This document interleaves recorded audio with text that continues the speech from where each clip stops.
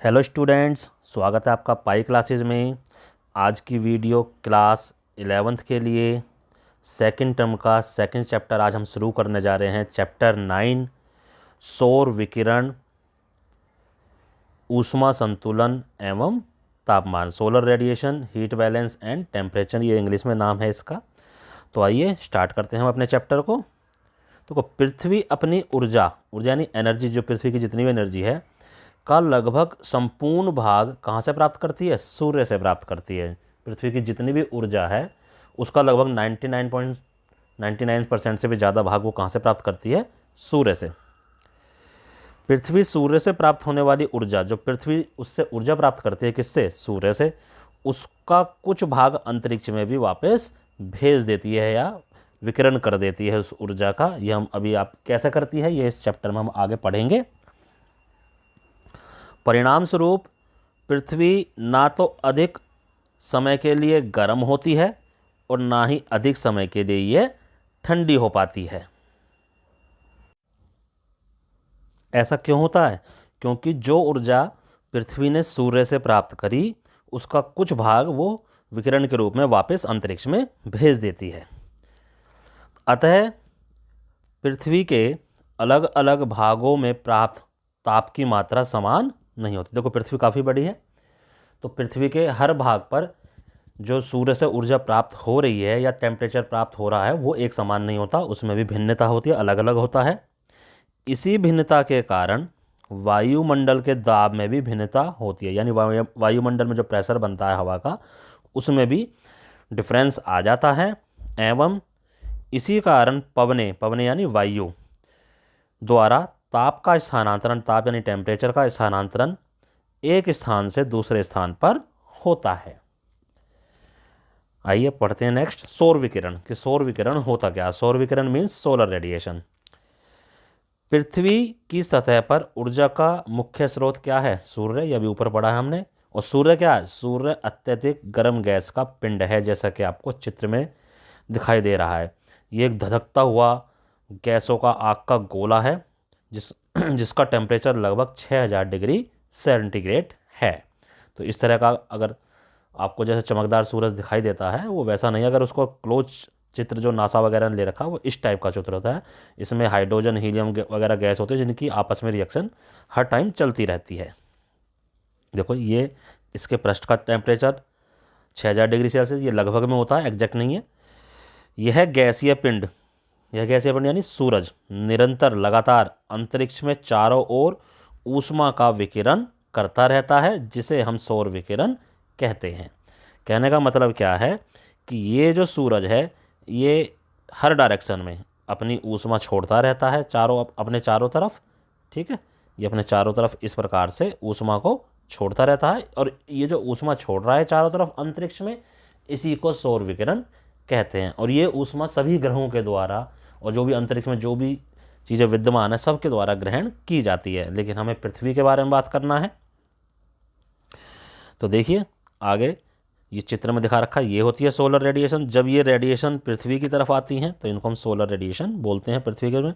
और ये solar radiation जो होती हैं या सनलाइट जो होती है, इसको पृथ्वी तक पहुंचने में कितना समय लगता है? 8.3 मिनट। ओके, नाउ नेक्स्ट कहता पृथ्वी के पृष्ठ पर। अब देखो एक और चीज़ आ गई, पृथ्वी के पृष्ठ पर यानी पृथ्वी की जो सतह है उस पर प्राप्त होने वाली ऊर्जा का जो अधिकतम भाग लघु तरंग दैर्घ्य के रूप में आता है। लघु तरंग दैर्घ्य का मतलब क्या? जो पृथ्वी पर जो रेडिएशंस आ रही हैं वो बिल्कुल सीधी, जैसे हमने इस चित्र में दिखा रखी है, इस तरह से ना आके वो हल्की सी ऐसे ऐसे ऐसे होकर आती हैं, इनको बोलते हैं हम लघु तरंग दैर्घ्य। अगर ये हम बड़ी कर दें तो बड़ा तरंग दैर्घ्य हो जाएगा। तो इस तरह से नहीं आती, वो इस साइड से इस तरह से आती है, लेकिन दिखने में ऐसा लगती है जब बिल्कुल सीधी आ रही है। तो पृथ्वी को प्राप्त होने वाली ऊर्जा को, ठीक है, जो पृथ्वी पर जो ऊर्जा प्राप्त होती है उसे आगमी सौर विकिरण या छोटे रूप में हम सूर्यतप कहते हैं। सूर्यतप यानी इंसोलेशन। क्या है इंसोलेशन? पृथ्वी को प्राप्त होने वाली जो ऊर्जा है उसे हम कहते हैं सूर्यतप। और ये जो ऊर्जा है कैसे आती है? ये लघु तरंग दैर्घ्य के रूप में आती है। तो ये देखो, ये दिखा रखा है, ये सूरज है, सूरज से किरणें निकल रही हैं। कुछ किरणें डायरेक्ट पृथ्वी पर पहुंच रही हैं, कुछ पहले बादल से टकराती हैं। तो बादल क्या करता है? कुछ किरणों को अवशोषित कर लेता है, कुछ को ये रिफ्लेक्ट कर देता है और उसमें से छान कर कुछ ऐसी किरणों को भी भेजता है जिनमें ऊर्जा कम होती है, और कुछ डायरेक्ट वाली भी आती हैं जिनमें ऊर्जा ज़्यादा होती है। तो हर तरह की ऊर्जा पृथ्वी को प्राप्त होती है जो सूर्य से निकलती है। इस चित्र से आपको क्लियर होता है। अब पृथ्वी हमारी भूआब अथवा कैसी है? गोलाकार है पृथ्वी का जो आकार है। सूर्य की किरणें वायुमंडल के ऊपरी भाग पर, अब वायुमंडल की संरचना हमने पिछले चैप्टर में पढ़ी है, जिसने पिछले चैप्टर का वीडियो नहीं देखा है वो हमारे चैनल की प्लेलिस्ट में जाकर देख सकता है, वो कंप्लीट चैप्टर का एक ही वीडियो है। तो सूरज की जो किरणें हैं वो कैसी पड़ती हैं? वो तिरछी पड़ती हैं वायुमंडल के ऊपरी भाग पर इस प्रकार से। तो जिसके कारण पृथ्वी सौर ऊर्जा के बहुत कम भाग को ही प्राप्त कर पाती है, यानी जो सूर्य की ऊर्जा है उसके बहुत कम भाग को प्राप्त कर पाती है, क्योंकि तिरछी पड़ रही है, अगर सीधी पड़ेंगी तो ज़्यादा ऊर्जा प्राप्त होगी। तो पृथ्वी औसत रूप से, अब ये बता रखा है कि कितनी ऊर्जा प्राप्त करती है, औसत रूप से यानी ऑन एवरेज बेसिस पर वायुमंडल की जो ऊपरी सतह है, सबसे ऊपरी सतह, उस पर कितनी है? 1.94 कैलोरी प्रति वर्ग सेंटीमीटर। वर्ग सेंटीमीटर का मतलब होता है 1 वर्ग सेंटीमीटर, यानी ये चारों तरफ का वर्ग जिसका 1-1 सेंटीमीटर, ये इतना एरिया, प्रति वर्ग सेंटीमीटर प्रति मिनट, यानी 1 मिनट में 1 वर्ग सेंटीमीटर में कितनी ऊर्जा प्राप्त कर रही है? 1.94 कैलोरी ऊर्जा प्राप्त करती है। और इसको हम क्या बोलते हैं? सौर स्थिरांक। तो ये देखो साथ के साथ क्वेश्चन भी बनते जा रहे हैं। क्वेश्चन मान लो आ गया कि सौर स्थिरांक किसे कहते हैं, तो ये पूरी लाइन आपको उसमें लिखनी पड़ेगी। तो पॉइंट वाइज मैंने ये नोट्स बना रखे हैं, इनको आप अपनी कॉपी में उतार सकते हो वीडियो को रोक रोक के। आगे बोलता है वायुमंडल की जो ऊपरी सतह पर प्राप्त होने वाली ऊर्जा जो है, जो उसे ऊर्जा प्राप्त हो रही है, ये जो हमने अभी ऊपर बताया सौर स्थिरांक के रूप में 1.94 कैलोरी, इस ऊर्जा में भी हर वर्ष थोड़ा थोड़ा परिवर्तन होता रहता है। और क्यों होता है? क्योंकि पृथ्वी सूर्य के चारों ओर चक्कर लगाती है, और जब चारों ओर चक्कर लगाती है तो उसकी सूर्य से जो दूरी है कभी घटती है कभी बढ़ती है। यह परिवर्तन पृथ्वी और सूर्य के बीच की दूरी में अंतर के कारण होता है, क्योंकि चारों तरफ चक्कर लगा रही तो कभी वो दूर हो जाती है सूर्य से, कभी वो निकट आ जाती है। इस वजह से ऊर्जा जो प्राप्त होती है सूर्य से पृथ्वी को, उसमें परिवर्तन होता रहता है। अब देखो इसी के बारे में आगे बात हो रही है। कहता है सूर्य के चारों ओर परिक्रमा के दौरान पृथ्वी 4 जुलाई को सूर्य से सबसे दूर होती है। और कितनी दूर होती है? लगभग 15 करोड़ 20 लाख किलोमीटर, इतनी दूर होती है पृथ्वी सूर्य से। और जब ये इतनी दूर होती है तो पृथ्वी की इस स्थिति को हम अपसौर कहते हैं। अब क्वेश्चन बन गया कि अपसौर किसे कहते हैं, तो ये पूरी लाइन आपको लिखनी पड़ेगी।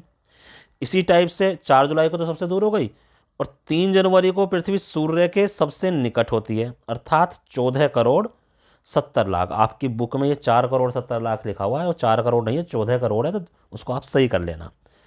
14 करोड़ 70 लाख किलोमीटर दूर होती है, और इस स्थिति को उपसौर कहते हैं।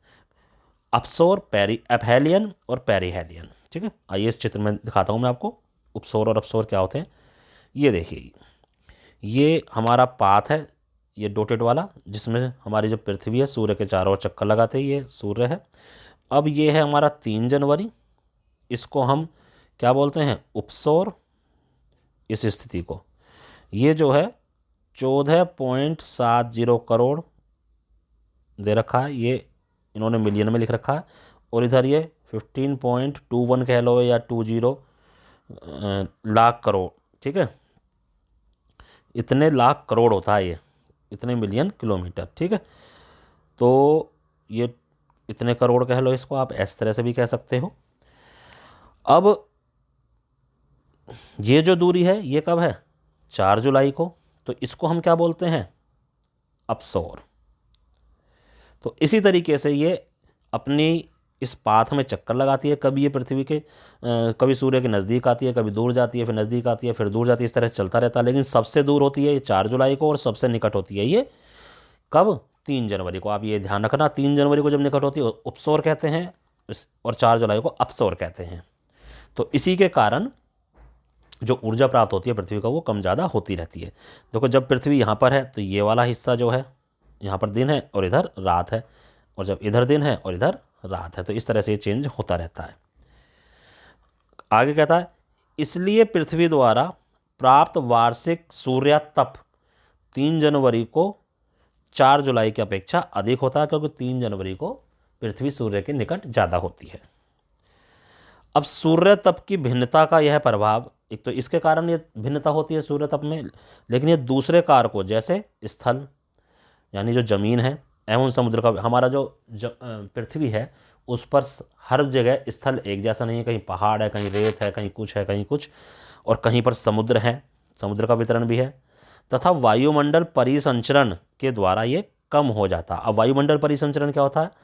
तो वायुमंडल परिसंचरण को कह रहा है कि वायुमंडल में जब पवनें यानी हवा जब बहती है, उस हवा के बहने को वायुमंडल परिसंचरण के नाम से जाना जाता है।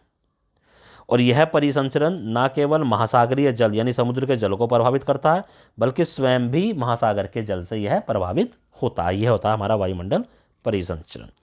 तो इतना आपको अच्छे से समझ में आ गया होगा सौर विकिरण के बारे में। सौर विकिरण में हमने बहुत सारी चीज़ें सीखी। अब पृथ्वी की जो सतह पर सूर्य तप में भिन्नता, सूर्य तप क्या होता था? जो पृथ्वी ऊर्जा प्राप्त करती है लघु तरंग दैर्घ्य के रूप में, किससे? सूर्य से। तो उस सूर्य तप में पृथ्वी की सतह पर यानी पृथ्वी के अलग अलग हिस्सों में कैसे कैसे इसमें भिन्नता आती है, उस बारे में हम यहाँ पर पढ़ने जा रहे हैं।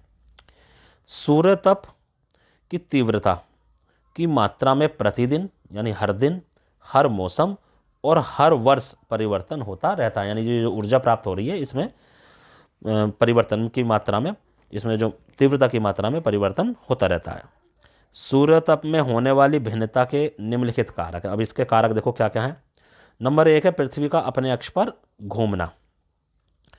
पृथ्वी का अक्ष सूर्य के चारों ओर परिक्रमा करते समय समतल कक्षा से 66 सही 1/2 डिग्री का कोण बनाता है। अब ये मैं आपको बताता हूँ, जो भिन्न भिन्न अक्षांश पर प्राप्त होने वाले सूर्य तप की मात्रा को प्रभावित करता है। अब देखो ये होती है हमारी, ये पृथ्वी है। जो पृथ्वी होती है ये अपने ये इसका अक्ष होता है, ये ऐसे थोड़ी सी टिल्टेड ये घूमती है। और ये जो सीधा अक्ष बता रखा है, ये सीधी पैरेलल लाइंस आ रही हैं सूर्य की किरणें, इनके साथ ये जो एंगल बन रहा है ये 66.5 डिग्री का होता है। ये ध्रुवों के साथ एंगल 23.5 डिग्री, ये अक्षांश रेखा के साथ, फिर ये कर्क रेखा के साथ, कर्क रेखा के साथ ये 90 डिग्री का कोण बना रहा है यहाँ पर। विषुवत के साथ ये वही 66.5 डिग्री का कोण बना रहा है। तो इस तरह से ये कोण बनाते हैं, उसी के बारे में इसमें बात की गई है। ठीक है, तो इस समतल के साथ जो अक्ष है वो 66 से 1/2 डिग्री का कोण बनाता है, जो भिन्न भिन्न अक्षांशों पर प्राप्त होने वाले सूर्य तप की मात्रा को प्रभावित करता है। और ये जो एंगल बन रहा है ये जो एंगल बन रहा है, इस एंगल को हम क्या बोलते हैं? नति कोण। अभी अगले उसमें आएगा। सूर्य की किरणों का नति कोण।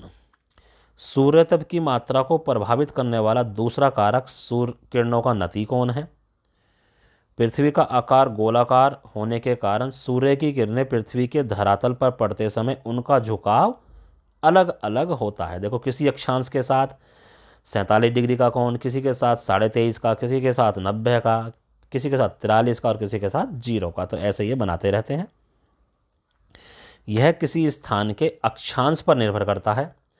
अक्षांश जितना उच्च होगा किरणों का नति कोण उतना ही कम होगा। यानी अक्षांश जितना ऊंचा होता है किरणों का नति कोण उतना ही कम हो जाता है। अतः सूर्य की किरणें तिरछी पड़ती हैं। अब तिरछी किरणों की अपेक्षा सीधी किरणें कम स्थान घेरती हैं। ये तो सीधी सी बात है। जो तिरछी किरणें आ रही हैं वो ज़्यादा स्थान घेरेंगी पृथ्वी के ऊपर बजाय कि सीधी किरणों के। जहाँ पर सीधी किरणें, अब कुछ हिस्सा पृथ्वी का ऐसा है, कौन सा? विषुवत रेखा वाला, जहाँ पर विषुवत रेखा यानी कि विषुवत वृत्त भूमध्य रेखा, वहाँ पर सूर्य की किरणें बिल्कुल सीधी पड़ती हैं, तो वहाँ पर वो कम एरिया घेरता है। और जहाँ तिरछी किरणें पड़ती हैं वहाँ ज़्यादा एरिया घिरता है। जब ज़्यादा एरिया घिरता है तो उन किरणों को ज़्यादा एरिया गर्म करना पड़ता है, तो वहाँ कम गर्म हो पाता है, ऊष्मा कम ग्रहण कर पाती है क्योंकि एरिया ज़्यादा हो गया। और विषुवत वृत्त भूमध्य रेखा पर क्योंकि सीधी पड़ती हैं तो वो कम एरिया घेरता है, तो कम एरिया को जल्दी वो गर्म कर लेता है। इस तरह से इसको आप समझो। कहता किरणों के अधिक क्षेत्र पर पड़ने के कारण, जब अधिक क्षेत्र पर किरणें पड़ती हैं तो ऊर्जा वितरण बड़े क्षेत्र पर होता है तथा प्रति इकाई क्षेत्र को ऊर्जा कम मिलती है क्योंकि एरिया ज़्यादा हो गया। इसके अतिरिक्त तिरछी किरणों को वायुमंडल में अधिक दूरी से गुजरना पड़ता है। इसका क्या मतलब है? देखो, मान लो ये वायुमंडल की परतें हैं ऊपर से यहाँ से सूर्य की किरणें आ रही हैं, ये जो तिरछी किरणें आ रही हैं, देखो इसने इतनी देर तक ये उसमें रहे वायुमंडल में, और कोई जो सीधी किरणें आ रही है उसने सिर्फ इतनी दूरी तय करी। ये ज़्यादा दूरी तय कर रहा है और ये कम दूरी तय कर रही है। तो अब इससे होता क्या है, ये देखो, तिरछी किरणों को वायुमंडल में अधिक गहराई से गुजरना पड़ता है। इसके कारण क्या होता है, ये वायुमंडल की जो परतें हैं यहाँ अधिक अवशोषण होता है। प्रकीर्णन यानी फैलाव, किरणों का फैलना, एवं विसरण द्वारा अधिक ऊर्जा का ह्रास, यानी जो सूर्य की किरणें हैं जो तिरछी जाती हैं, जो ज़्यादा रास्ता तय करती हैं, उनकी जो तीव्रता है, उनका जो प्रभाव है वो कम हो जाता है, उनका ऊष्मीय जो प्रभाव है वो कम हो जाता है। इसका मीनिंग ये है। आगे बोलता है दिन की लंबाई अथवा धूप की अवधि। अब देखो, किसी स्थान पर प्राप्त सूर्य तप की मात्रा दिन की लंबाई अथवा धूप की अवधि पर भी निर्भर करती है कि दिन कितना लंबा है, उस जगह उस दिन में धूप कितनी देर के लिए निकल रही है। जैसे ग्रीष्म ऋतु में दिन बड़े होते हैं और सूर्य तप अधिक प्राप्त होता है। इसके विपरीत शीत ऋतु में दिन छोटे होते हैं और सूर्य तप कम प्राप्त होता है। तो ये भी भिन्नता होती है। वायुमंडल की पारदर्शिता। वायुमंडल में मेघ होते हैं, आर्द्रता यानी नमी होती है, धूलकण आदि परिवर्तनशील दशाएं सूर्य से आने वाले सूर्य तप को अवशोषित कर लेती हैं यानी सोख लेती हैं, परावर्तित यानी वापस अंतरिक्ष में भेज देती हैं, तथा उसका प्रकीर्णन यानी उनको फैला देती हैं। एक किरण आ रही है, एक किरण को कई भागों में वो फैला देगी, जिससे पृथ्वी पर पहुंचने वाले सूर्य तप में परिवर्तन आ जाता है। ठीक है। स्थल विन्यास। सूर्य की किरणों के प्रभाव से स्थलीय धरातल शीघ्रता से, जो स्थलीय धरातल यानी जो जमीनी भाग है शीघ्रता से और अधिक गर्म होते हैं, जबकि जलीय धरातल यानी समुद्र वाला वो धीरे धीरे तथा कम गर्म होते हैं। तो इस तरह से ये हमने क्या पढ़ा आज, हमने पढ़ा कि सूर्य तप क्या होता है, सौर विकिरण क्या होता है, और सूर्य तप को कौन कौन से कारक प्रभावित करते हैं। आज की वीडियो में बस इतना ही, ज़्यादा बड़ी वीडियो हमें नहीं बनानी है। तो इस वीडियो को आप अच्छे से देखो, इसमें चित्रों के माध्यम से आपको बहुत अच्छे से ये टॉपिक समझाया गया है। अपने मित्रों को भी इसके बारे में बताओ, सगे संबंधियों के बारे में बताओ, ताकि वो भी इससे लाभ ले सकें। जैसे आपको पता ही है, स्कूल दोबारा से ओमिक्रॉन के बढ़ते प्रभाव के कारण बंद हो चुके हैं, तो पता नहीं कब तक बंद रहेंगे। तो अब आपकी पढ़ाई इसी प्रकार चलेगी और इसी तरह से आप वीडियो को आप देखो और अपनी पढ़ाई का नुकसान ना होने दो, इससे लाभ लो। धन्यवाद।